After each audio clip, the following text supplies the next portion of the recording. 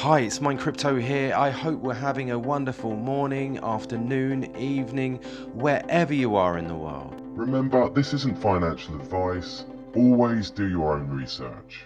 Avoid this is the title of the video, but before we get onto that, we'll go through the crypto bubbles. First and foremost, we are ranked at 40. We are down one rank.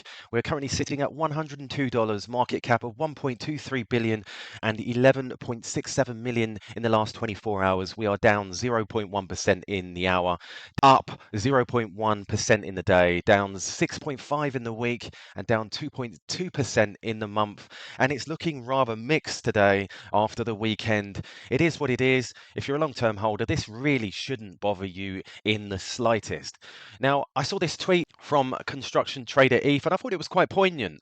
I see a lot of peeps wondering why Quant ain't flying yet.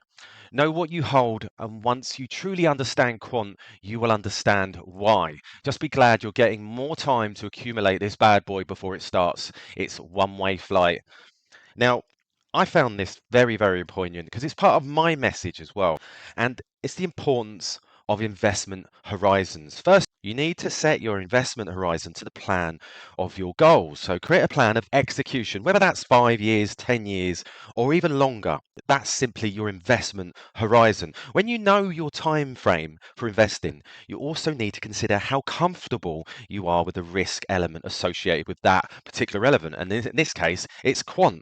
Knowing your risk tolerance and investing in line with that risk tolerance automatically can assist you in being patient. And this is a key word, patience. And this is what I think Construction Eve has been talking about over the weekend with a couple of his tweets talking about patience. And I talk about this quite a lot because, again, this can assist you in being patient and stay invested for the required period, whether that's, again, whether that's at 5 years, 10 years, 15 years, whatever it is. Being patient and staying invested it does sound a bit boring, and ultimately isn't sexy like you would think all these pump and dump meme coins are doing. But it can generate returns in the long run. Even Warren Buffett stressed the importance of patience to succeed at investing. And this is when he said about the stock market is the device of transferring money from the impatient to the patient. And I found that very, very powerful. So transferring money from the impatient to the patient. The bottom line when it comes to investing, staying invested is quite often the most prudent and smartest approach for long-term investors. While there's always news about the volatility and things going down, all this flooding in the market. So the key to being able to achieve in these markets is to ignore the news and stay focused on your individual goals, your investment horizon. So, really, if you know what you hold, believe in what you hold, and you've done all of your own research, why would you listen to someone else that hasn't? And, mostly you've got people that are investors and you've got people that are traders, and the traders are in and out like bloody yo-yos.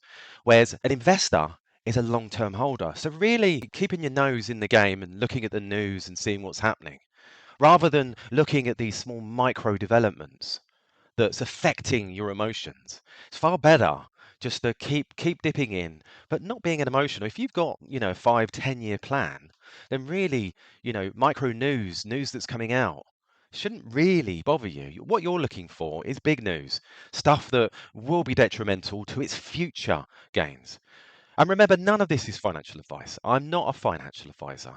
So always do your due diligence, always do your own research. So this is about patience.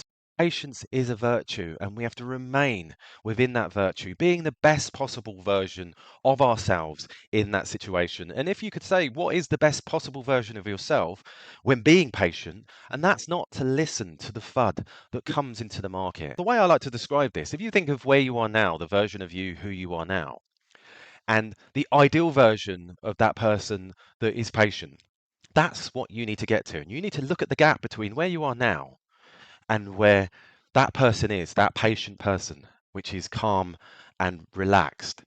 Because a calm and relaxed head will make better decisions. And I see another tweet from Miles Bron. I mean, this guy's on fire. Does everyone have an exit strategy for the markets when all-time highs have passed? If you don't, only God can save you. Which is fair enough, because when you're creating your investment horizon, you've effectively created your plan, your exit strategy. Are you looking for a 10x, a 20x? Oh, God damn it, are you looking for 100x? These are all the things that you need to decide when making your decisions. And when creating that investment horizon, you've got to look at your lifestyle. At what point does your investment equal the lifestyle you want to live? And that's really, really important when creating a plan. Anyhow, this was just a quick bit of news just to give you a heads up and just keep you where it is you want to be in the future. Remember, think about where you are now and the ideal version of you that's being patient, and try and close that gap within your thinking, and try to reduce the emotion and stay calm and relaxed. All the best, and I'll catch you later. Remember, this isn't financial advice. Always do your own research.